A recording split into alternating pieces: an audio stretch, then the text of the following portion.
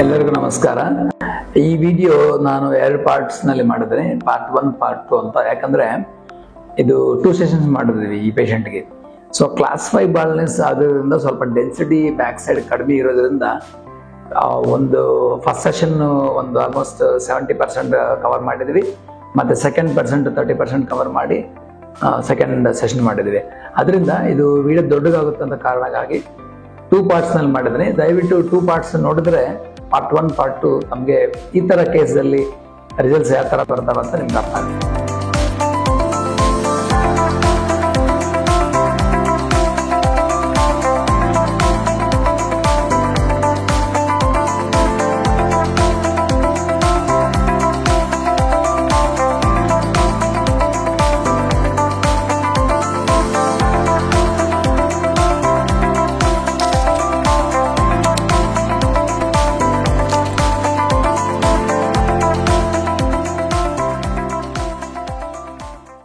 ಇದು ನಾರ್ಮಲ್ ಆಗಿ ಅಬೋ average donor ಅಂತ ಹೇಳ್ಬೋದು. ಈ ಪೇಷಂಟ್ಗೆ ಕ್ಲಾಸ್ 5 ಬಾಲ್ನೆಸ್ ಇದೆ. ಇಂಥವ್ರಿಗೆ ನಾವೇನ್ ಮಾಡ್ಬೇಕಂದ್ರೆ ಸ್ವಲ್ಪ ಗ್ರಾಫ್ಟ್ಸ್ ಸೇವ್ ಮಾಡಿಕೊಂಡು ಅನ್ನೆಸರಿ ಫ್ರಂಟ್ ಹಾಕೋದ್ ಬೇಕಾಗಿಲ್ಲ. Almost at least frontal area, middle scalp, crown ನಲ್ಲಿ ಇಂಪ್ಲಾಂಟ್ ಮಾಡಿದ್ರೆ ಒಳ್ಳೆ ಡೆನ್ಸಿಟಿ ಬರುತ್ತೆ. ಅದರಿಂದ ಇವರಿಗೆ ಪಾರ್ಟ್ 1 ದಲ್ಲಿ ಅಂದ್ರೆ ಸೆಷನ್ 1 ದಲ್ಲಿ ಆಲ್ಮೋಸ್ಟ್ ಫ್ರಂಟಲ್ ಏರಿಯಾ ಮತ್ತೆ ಮಿಡ್ ಸ್ಕ್ಯಾಲ್ಪ್ ನಾವು ಇಂಪ್ಲಾಂಟ್ ಮಾಡಿದ್ವಿ. ಸೊ ಡೋನರ್ ಆವರೇಜ್ ಅಂತ ಏನಕ್ಕೆ ಹೇಳ್ತೀವಿ ಅಂದ್ರೆ, ಡೋನರ್ ಇವ್ರದ್ದು ಆವರೇಜ್ ಹೇಳ್ಬೋದು, ಅಬೋ ಆವರೇಜ್ ಹೇಳ್ಬೋದು, but not the best donor. ಯಾಕಂದ್ರೆ ಸ್ಕ್ಯಾಲ್ಪ್ ಸೈಜ್ ಬ್ಯಾಕ್ ಸೈಡ್ ದೊಡ್ಡಗಿದ್ರೆ ಜಾಸ್ತಿ ಗ್ರಾಫ್ಟ್ ಸಿಗುತ್ತೆ, ಮತ್ತೆ ಥಿಕ್ನೆಸ್ ಆಗ್ಬೋದು, 1 ಸ್ಕ್ವೇರ್ ಸೆಂಟಿಮೀಟರ್ಗೆ ಎಷ್ಟು ಹೇರ್ ಇದೆ ಅಂತ ಕಾರಣ ಆಗ್ಬೋದು. ಅದೆಲ್ಲ ಸೇರಿ ನಾವು ಓವರಾಲ್ಗೆ ಆವರೇಜ್ ಆರ್ ಮತ್ತೆ ಅಬೋ ಆವರೇಜ್ ಅಂತ ಹೇಳ್ತಾ ಇದ್ದೀನಿ. ಬಟ್ ಕ್ಲಾಸ್ 5 ಬಾಲ್ನೆಸ್ ಆಗೋದ್ರಿಂದ ಯಾವಾಗಲೂ ಕ್ಲಾಸ್ 5 ಬಾಲ್ನೆಸ್ ಅವರಿಗೆ ಜಾಸ್ತಿ ಹೇರ್ ಬೇಕಾಗುತ್ತೆ. ಅಂತವರಿಗೆ ಸ್ವಲ್ಪ ಪ್ಲಾನ್ ನಾವು ಏರ್ಲೈನ್ ಮೇಲೆ ತಗೊಂಡ್ರೆ ಒಂದು ಸ್ವಲ್ಪ ಗ್ರಾಫ್ಟ್ಸ್ ಸೇವ್ ಮಾಡ್ಕೊಂಡು ಮಧ್ಯದಲ್ಲಿ ಇಂಪ್ಲಾಂಟ್ ಮಾಡ್ತದೆ. ಆ ಕಾರಣಕ್ಕಾಗಿ ಫಸ್ಟ್ ಸೆಷನ್ ನಲ್ಲಿ ನಾವು ಇದು ಹೇರ್ಲೈನ್ ಸ್ವಲ್ಪ ಮೇಲೆ ತಗೊಂಡಿದ್ವಿ, ಮೇಲೆಯಿಂದ ಶುರು ಮಾಡಿದ್ವಿ. ಅದರಿಂದ ಬಹಳ ಅಡ್ವಾಂಟೇಜಸ್ ಇದೆ. ನಮ್ಗೆ ನ್ಯಾಚುರಲ್ ಆಗಿ ಕಾಣ್ತದೆ, ಮತ್ತೆ ಡೆನ್ಸಿಟಿ ಜಾಸ್ತಿ ಬರುತ್ತೆ. ಇದೆಲ್ಲ ಸೇರಿ ನಾವು ಒಂದು ಪ್ಲಾನ್ ನೀಟಾಗಿ ಮಾಡಿದ್ವಿ. ಇವರಿಗೆ ಈ ಪೇಷಂಟ್ಗೆ ಆಲ್ಮೋಸ್ಟ್ 2 ಸೆಷನ್ಸ್ ಮಾಡಿದೀವಿ ಅಂತ ಹೇಳ್ಕೊಂಡಿದ್ವಲ್ವಾ, ಅದೇ ಇವರು ಅಷ್ಟು ಟೈಮ್ ರಿವ್ಯೂಕ್ಕೂ ನಮ್ಗೆ ಬರಕ್ಕೂ ಬಹಳ ಡಿಫಿಕಲ್ಟ್ ಆಗಿದೆ. ಅವರಿಗೆ ಬಹಳ ಧನ್ಯವಾದಗಳು. ಯಾಕಂದ್ರೆ ಈ ವಿಡಿಯೋ ಮಾಡೋಕೆ ಆಲ್ಮೋಸ್ಟ್ 1.5 year ಆಗಿದೆ ನಮ್ಗೆ. ಅದು ಬಹಳ ಎಫರ್ಟ್ ಮಾಡಿ ಬಿಗಿನಿಂಗ್ ಇಂದ ಎಂಡ್ ವರೆಗೂ ನಾನು 2 ಸೆಷನ್ಸ್ ಅಲ್ಲಿ ರಿಪೀಟೆಡ್ ರಿವ್ಯೂಸ್ ಕರೆದುಬಿಟ್ಟು ಫೋಟೋಸ್ ವಿಡಿಯೋಸ್ ತಗೊಂಡಿದ್ದೀನಿ. ಅವ್ರಿಗೂ ಬಹಳ ಧನ್ಯವಾದಗಳು. ಯಾಕಂದ್ರೆ ಇದು ಬಹಳ ಪೇಷಂಟ್ಗೆ ಉಪಯೋಗ ಆಗುತ್ತೆ, ಯೂಸ್ಫುಲ್ ಆಗುತ್ತೆ ಅಂತ. ಇಲ್ಲಾಂದ್ರೆ ಇದು ಸೆಕೆಂಡ್ ಸೆಷನ್ ಯಾಕೆ 6 months ಆದ್ಮೇಲೆ ಮಾಡಬೇಕು ಅಂತ ಕಾರಣ, ಅದು ಬೇರೆ ರೀಸನ್ ಇದೆ. ಇಷ್ಟು ಸಾರಿ ಆಲ್ಮೋಸ್ಟ್ 1.5 year ವೆಯ್ಟ್ ಮಾಡಿದೆ. ಯಾಕೆ ಇಮಿಡಿಯೇಟ್ ಆಗಿ ಮಾಡ್ಬೋದಲ್ಲ, ಆ ತರ ಮಾಡಕ್ ಸಾಧ್ಯವಿಲ್ಲ. ಒಂದು ಪ್ರಾಕ್ಟಿಕಲ್ ಆಗಿ ತೋರ್ಸೋಣ ಅಂತ ಈ ವಿಡಿಯೋ ಮಾಡಿದೀವಿ. ದಯವಿಟ್ಟು ಈ ವಿಡಿಯೋ ಪಾರ್ಟ್ 1 ಪಾರ್ಟ್ 2 2 ಪಾರ್ಟ್ಸ್ ನೋಡ್ರಿ. ನಿಮ್ಗೆ ಒಂದು ಕ್ಲಾರಿಟಿ ಬರುತ್ತೆ, ಏನಕ್ಕೆ ಈ ತರ ಈ ಟೈಮ್ ನಲ್ಲಿ ಮಾಡ್ಬೇಕಾಗುತ್ತೆ, ಯಾವ ತರ ರಿಸಲ್ಟ್ಸ್ ಬರುತ್ತೆ ಅಂತ ಒಂದು ಕ್ಲಾರಿಟಿ ಬರುತ್ತೆ. ಇವರಿಗೆ ನಾವು ಟ್ರಾನ್ಸ್ಪ್ಲಾಂಟೇಶನ್ ಆಲ್ರೆಡಿ ಡಿಸ್ಕಸ್ ಮಾಡೋ ತರ ಫ್ರಂಟ್ ಸ್ಕ್ಯಾಲ್ಪ್, ಮಿಡ್ ಸ್ಕ್ಯಾಲ್ಪ್ ನಲ್ಲಿ ಮಾಡಿದ್ವಿ. ಈಗ ಇಂಪ್ಲಾಂಟೇಶನ್ ತಾವು ನೋಡಿದ್ರೆ, implanted hair immediate post app ಅಂದ್ರೆ ನೆಕ್ಸ್ಟ್ ಡೇ ನಿಮ್ಗೆ ಆ ತರ ಡೆನ್ಸಿಟಿ ಕಾಣಲ್ಲ. ಇದು ಬಹಳ ಜನ ನಮ್ಮ ಹತ್ರ ಕನ್ಸಲ್ಟೇಷನ್ ಬರುವಾಗ ಅವ್ರದ್ದು ಇಂಪ್ಲಾಂಟೇಶನ್ ಫೋಟೋಸ್ ತೋರಿಸ್ತಾರೆ, ಸಖತ್ ಡೆನ್ಸಿಟಿ ಇರುತ್ತೆ, ಕಾಣ್ತದೆ. ಬಟ್ ಅದು ಎಂಡ್ ಆಫ್ ದ ರಿಸಲ್ಟ್ಸ್ ಬರೋ ಟೈಮ್ಗೆ ರಿಸಲ್ಟ್ಸ್ ಬರಲ್ಲ. ಏನಕ್ಕಂದ್ರೆ ಬಹಳ ಜನಗಳು ಇಂಪ್ಲಾಂಟ್ ಮಾಡುವಾಗ ಗ್ರಾಫ್ಟ್ಸ್ ಮಾಡೋದಿಲ್ಲ, ಫಾಲಿಕಲ್ಸ್ ಮಾಡ್ತಾರೆ. ಅಂದ್ರೆ ಒಂದೊಂದು ಗ್ರಾಫ್ಟ್ ನಲ್ಲಿ 1, 2, 3 ಫಾಲಿಕಲ್ಸ್ ಇರ್ಬೋದು. ಅವ್ರು ಏನ್ ಮಾಡ್ತಾರೆ, ಗ್ರಾಫ್ಟ್ಸ್ ಸಪರೇಟ್ ಮಾಡಿಬಿಟ್ಟು ಸಿಂಗಲ್ ಫಾಲಿಕಲ್ಸ್ ಮಾಡಿ ಜಾಸ್ತಿ ಇಂಪ್ಲಾಂಟ್ ಮಾಡ್ತಾರೆ. ನಿಮ್ಗೆ ನೋಡೋಕೆ ಜಾಸ್ತಿ ಹೇರ್ ಕಾಣ್ತದೆ ಅಲ್ಲಿ, ಬಟ್ ಒಳಗೆ ರೂಟ್ಸ್ ಒಂದೇ ಇರುತ್ತೆ. ಸೊ ಅದರಿಂದ ಡ್ಯಾಮೇಜ್ ಆಗುತ್ತೆ, ಡೆನ್ಸಿಟಿ ಏನೂ ಬರಲ್ಲ. ಸೊ ಇದು ಕಾರಣಕ್ಕಾಗಿ ಜಾಸ್ತಿ ಡೆನ್ಸಿಟಿ ಇಂಪ್ಲಾಂಟೇಶನ್ ಆದ್ಮೇಲೆ ನಮ್ಗೂ ಬೇಕಾಗಲ್ಲ, ಆಪ್ಟಿಮಮ್ ಡೆನ್ಸಿಟಿ ಬೇಕು. ಅವಾಗ ಗ್ರೋತ್ ರೇಟ್ ಚೆನ್ನಾಗಿರುತ್ತೆ. ಇನ್ನೊಂದು ರೀಸನ್ ಏನಂದ್ರೆ, ಮೇಲೆ ಬಹಳ ಜನ ಗ್ರಾಫ್ಟ್ಸ್ ಪ್ರಾಸೆಸಿಂಗ್ ಮಾಡಲ್ಲ, ಹಾರ್ವೆಸ್ಟ್ ಮಾಡಿ ಹಂಗೆ ಬಿಡ್ತಾರೆ. ಆ ತರ ಮಾಡಿದ್ರೆ ಸ್ಕಿನ್ ಎಲ್ಲ ದೊಡ್ಡಕ್ಕೆ ಕಾಣುತ್ತೆ, ಅದು ನಿಮ್ಗೆ ಡೆನ್ಸಿಟಿ ತರ ಕಾಣ್ತದೆ, ಬಟ್ ಅಲ್ಲಿ ಡೆನ್ಸಿಟಿ ಬರಲ್ಲ. ಅದರಿಂದ ಪ್ರಾಸೆಸಿಂಗ್ ಆಫ್ ದ ಗ್ರಾಫ್ಟ್ಸ್ ಬಹಳ ಇಂಪಾರ್ಟೆಂಟ್. ಅದಕ್ಕೆ ಬಹಳ ಟೀಮ್ ಬೇಕಾಗುತ್ತೆ, ಬಹಳ ಪೇಷನ್ಸ್ ಬೇಕಾಗುತ್ತೆ, ಬಹಳ ಟೈಮ್ ಎಲ್ಲ ತಗೋತದೆ. ಇದೊಂದು ರೀಸನ್. ಈಗ ಜಾಸ್ತಿ ಹೇರ್ ಇಂಪ್ಲಾಂಟ್ ಮಾಡೋದ್ರಿಂದ ಏನು ಉಪಯೋಗ ಇಲ್ಲ, ಆಪ್ಟಿಮಮ್ ಡೆನ್ಸಿಟಿ ಇಂಪ್ಲಾಂಟ್ ಮಾಡಬೇಕು. ಅದೇ ಹಾರ್ವೆಸ್ಟೇಷನ್ ಅದು ಅಪ್ಲಿಕಬಲ್, ಆಪ್ಟಿಮಮ್ ಡೆನ್ಸಿಟಿ ಹಾರ್ವೆಸ್ಟ್ ಮಾಡಬೇಕು. ಜಾಸ್ತಿ ಮಾಡಿದ್ರೆ ಸ್ಕಿನ್ ಡ್ಯಾಮೇಜ್ ಆಗಿ ಅಲ್ಲಿ ಏನು ನಮಗೆ ಬ್ಯಾಕ್ ಸೈಡ್ ಡ್ಯಾಮೇಜ್ ಆಗ್ತದೆ, ಮತ್ತೆ ಇಂಪ್ಲಾಂಟೆಡ್ ನಲ್ಲಿ ಬ್ಲಡ್ ಸಪ್ಲೈ ಸ್ವಲ್ಪ ಕಡಿಮೆ ಆಗಿ ಅಲ್ಲಿನೂ ನಮ್ಗೆ ಡೆನ್ಸಿಟಿ ಬರಲ್ಲ. ಈ 2 ಕಾರಣಕ್ಕೆ ಇಮಿಡಿಯೇಟ್ ಇಂಪ್ಲಾಂಟೇಶನ್ ಫೋಟೋ ನೋಡ್ಬಿಟ್ಟು ನಾವು ಚೆನ್ನಾಗಿದೆ ಅಂತ ಅನ್ಕೋಬಾರದು. ಅದು ನೋಡೋಕೆ ಬಹಳ ಚೆನ್ನಾಗಿರ್ತದೆ, ನಮ್ಗೆ ಚೆನ್ನಾಗಿ ಕಾಣ್ತದೆ, ಬಟ್ ಆಫ್ಟರ್ 8 ತಿಂಗಳಾದ್ಮೇಲೆ ನೋಡಿದ್ರೆ ಅವ್ರಿಗೆ ರಿಸಲ್ಟ್ಸ್ ಏನೂ ಬರಲ್ಲ. ಇದು ಮೈನ್ ರೀಸನ್, 2 ರೀಸನ್ಸ್ ಮೈನ್. ಅದರಿಂದ ಇಲ್ಲಿ ನೋಡಿ ತಾವು ಅಬ್ಸರ್ವ್ ಮಾಡಿ, ಡೆನ್ಸಿಟಿ, ಆವರೇಜ್ ಡೆನ್ಸಿಟಿ ಬಟ್ ಕೆಳಗಡೆ ರೂಟ್ಸ್ ಒಂದೊಂದರಲ್ಲಿ 1, 2, 3 ರೂಟ್ಸ್ ಇರ್ತವೆ. ಮೇಲೆ ಕಾಣೋದು ನಿಮ್ಗೆ ಓನ್ಲಿ ಒಂದು ಹೇರ್ ಮಾತ್ರನೇ. ಇದು ಬಹಳ ಇಂಪಾರ್ಟೆಂಟ್. ಸೊ ಇದೇ ಪೇಷಂಟ್ ನೆನ್ಬಿಟ್ಕೊಳ್ಳಿ, ಲಾಸ್ಟ್ ರಿಸಲ್ಟ್ಸ್ ನೋಡೋಣ ಹೆಂಗಿರ್ತದೆ ನಿಮ್ಗೆ ಅರ್ಥ ಆಗುತ್ತೆ.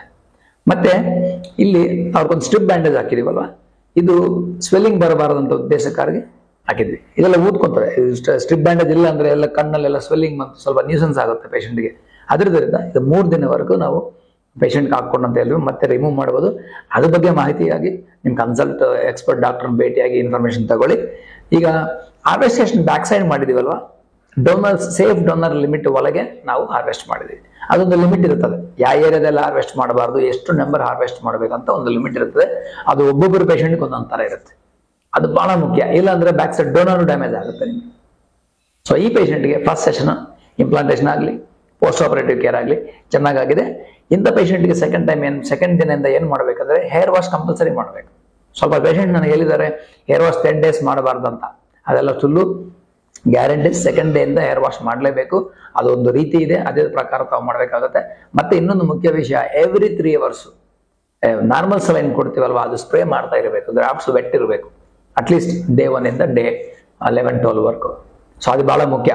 ನೈಟ್ ನಿದ್ದೆ ಮಾಡೋ ಟೈಮ್ನಲ್ಲಿ ಬೇಕಾಗಿಲ್ಲ, ಬಟ್ ಡೇ ಟೈಮ್ನಲ್ಲಿ every 3 hours normal ಸಲೈನು implanted grafts ನಲ್ಲಿ ನಾವು ಇಂಪ್ಲಾಂಟ್ ಮಾಡಬೇಕಾಗುತ್ತೆ. ಇದು ಬಹಳ ಮುಖ್ಯ. ಯಾಕಂದ್ರೆ ಗ್ರಾಫ್ಟ್ಸ್ ಡ್ರೈ ಆಗಿಬಿಟ್ರೆ ಸತ್ತೋಗ್ತವೆ. ಸೊ ರೂಟ್ಸ್ ಲೈವ್ ಇರಬೇಕು ಅಟ್ಲೀಸ್ಟ್ 9 to 10 days. ಆವಾಗ ನಮ್ಗೆ ಡೆನ್ಸಿಲೇಷನ್ ಆಗಬಾರುತ್ತೆ. ಸೊ ಈ ವ್ಯವಹಾರಗಳು ಬಹಳ ಇಂಪಾರ್ಟೆಂಟ್. ಇಮಿಡಿಯೇಟ್ ಪೋಸ್ಟ್ ಆಪರೇಟಿವ್ ಅಂದ್ರೆ ಸೆಕೆಂಡ್ ಡೇ ದಿನದಿಂದ 13th ದಿನವರೆಗೂ. ಈಗ 13th day patient normal review ಬಂದಿದ್ದಾರೆ. ಯೂಶುವಲ್ ಆಗಿ ಇದು ತಾವು ತಮ್ಮ ಮನೆ ಹತ್ರನೇ ಮಾಡ್ಕೋಬಹುದು ವಾಷಿಂಗು, ಇಲ್ಲಾಂದ್ರೆ ಕ್ಲಿನಿಕ್ ಬರ್ಬೋದು. ಇಲ್ಲೇನಂದ್ರೆ 13 days ವರೆಗೂ ನಾವು ಗ್ರಾಫ್ಟ್ಸ್ ರಬ್ ಮಾಡಬಾರ್ದು, ಮತ್ತೆ ಹೇರ್ ವಾಶ್ ಮಾಡಬೇಕು. ಗ್ರಾಫ್ಟ್ಸ್ ರಬ್ ಮಾಡಬಾರ್ದು ಅಂತ ಹೇಳಿದ್ವಿ, ಅದು ಬಹಳ ಮುಖ್ಯ. ಬಟ್ 13 days 1-3 ದಿನ ಆದ್ಮೇಲೆ ಈ ಗ್ರಾಫ್ಟ್ಸ್ ರಬ್ ಮಾಡಿ ವಾಶ್ ಮಾಡ್ಕೋಬೇಕಾಗುತ್ತೆ. ಆವಾಗ ರಬ್ ಮಾಡುವಾಗ ಇದು ಕ್ಲಿನಿಕ್ ನಲ್ಲಿ ಬರ್ಬೋದು, ತಮ್ಮ ಮನೆಯಲ್ಲ ಮಾಡ್ಕೋಬಹುದು. ಎಲ್ಲಿ ಮಾಡಿದ್ರು ಏನಾಗುತ್ತೆ ಅಂದ್ರೆ ಅದು 80-90% ನಾವು ಇಂಪ್ಲಾಂಟ್ ಮಾಡಿದ ಗ್ರಾಫ್ಟ್ಸ್ ಡೆಡ್ ಶಾಫ್ಟ್ಸ್ ಬಿದ್ದು ಬಿಡ್ತವೆ. ಅದೆಲ್ಲ ಕಾಮನ್ ಫಿನಾಮಿನಾ. ಟೆನ್ಷನ್ ತಗೋಬಾರ್ದು. ಎಷ್ಟು ಸಾರಿ ಹೇಳಿದ್ರು ಪೇಷಂಟ್ ಮತ್ತೆ ಫೋನ್ ಮಾಡ್ತಾರೆ, ಮತ್ತೆ ಮೆಸೇಜ್ ಹಾಕ್ತಾರೆ, ಇದೆಲ್ಲ ಹೋಗ್ತಾ ಇದೆ ಅಂತಾರೆ. ಅದೆಲ್ಲ ಅಬ್ಸಲ್ಯೂಟ್ಲಿ ನಾರ್ಮಲ್. ಅಲ್ಲಿ ಡೆಡ್ ಸ್ಕಿನ್, ಡೆಡ್ ಶಾಫ್ಟ್ಸ್ ನಾವು ಇಂಪ್ಲಾಂಟ್ ಮಾಡ್ತೀವಲ್ವಾ, ರೂಟ್ ಒಳಗೆ ಕೆಳಗಡೆ ಇರುತ್ತದೆ. ಸೊ ಮೇಲೆ ಡೆಡ್ ಶಾಫ್ಟ್ ಅದು ಶೆಡ್ ಆಗಿಬಿಡ್ತದೆ, ಅದು ನಾರ್ಮಲ್.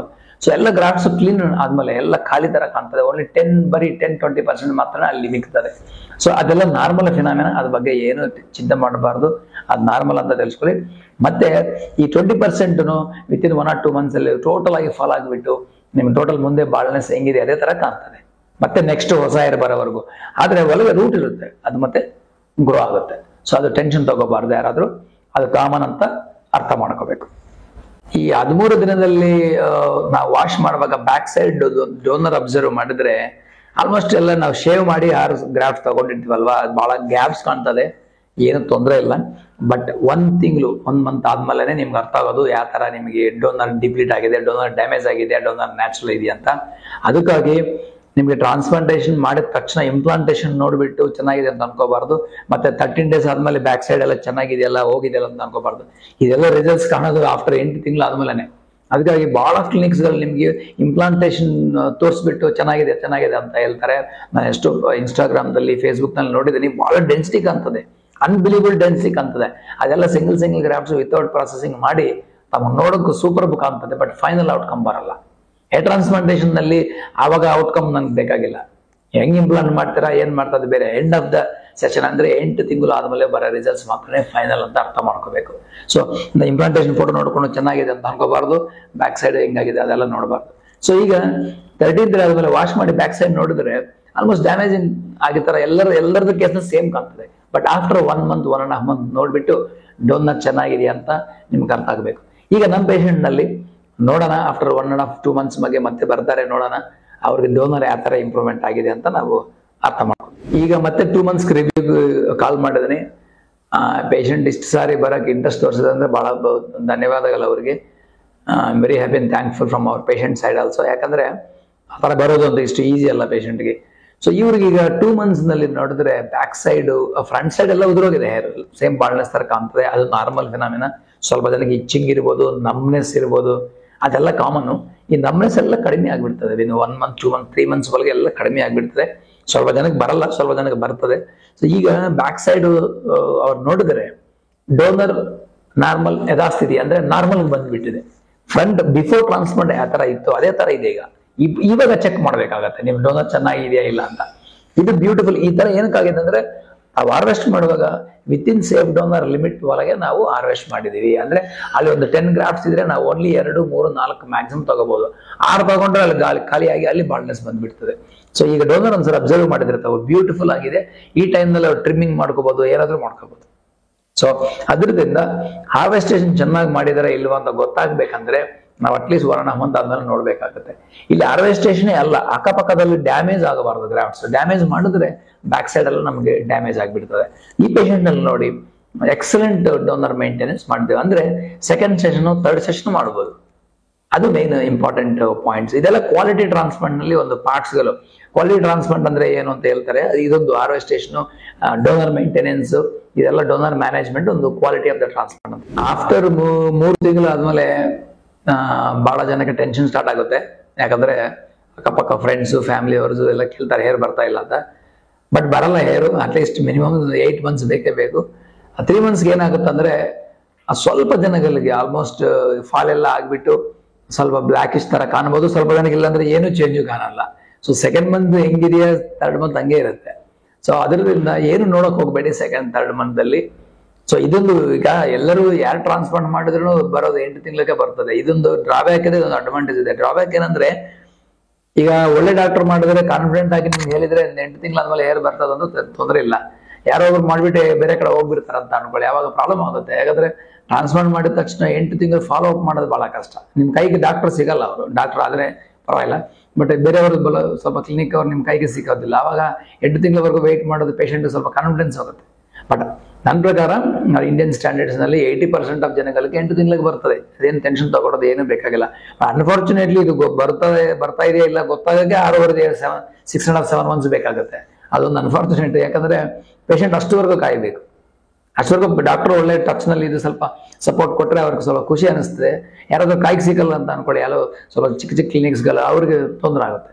ಸೊ ಅದಕ್ಕಾಗಿ 3rd month ಅಲ್ಲಿ ಏನು ನೋಡೋಕೆ ಹೋಗಬೇಡ. It will be almost like same. 2 ತಿಂಗಳು ಯಾವ ತರ ಇರ್ತದೆ, ಸೆಕೆಂಡ್ ಮಂತ್ಗೆ ಯಾವ ತರ ಇರ್ತದೆ ಅದೇ ತರ ಇರ್ತದೆ. ಬಟ್ ಡೋನರ್ ಎಲ್ಲ ಇಲ್ಲಿ ಇನ್ನೂ ಇಂಪ್ರೂವ್ಮೆಂಟ್ ಆಗಿರ್ತದೆ, ಚೆನ್ನಾಗಿ ಇಂಪ್ರೂವ್ಮೆಂಟ್ ಆಗಿರ್ತದೆ. 4th month ಆಲ್ಮೋಸ್ಟ್ ಸ್ಕ್ಯಾಲ್ಪ್ ಸ್ವಲ್ಪ ಬ್ಲ್ಯಾಕ್ ತರ ಆಗುತ್ತೆ. ಅಂದ್ರೆ ಬೇಬಿ ಹೇರ್ಸ್ ಎಲ್ಲ ಸ್ಟಾರ್ಟ್ ಆಗುತ್ತೆ ಸ್ವಲ್ಪ ಜನಗಳಿಗೆ. ಅಲ್ಲಿ ಸ್ವಲ್ಪ ಹೇರ್ ಬರ್ಬೋದು, ಒಂದು 5-10%. ಯಾಕಂದ್ರೆ ಎಲ್ಲ ಗ್ರಾಫ್ಟ್ಸ್ಗೆ ಒಂದೇ ಏಜ್ ಇರೋದಿಲ್ಲ. ಒಂದು 2 months, ಒಂದು 3 months, ಒಂದು 6 months ಇರುತ್ತಲ್ವಾ. ಅಡಲ್ಟ್ ಹೇರ್ ಹಂಗೆ ಗ್ರೋತ್ ಆಗುತ್ತೆ.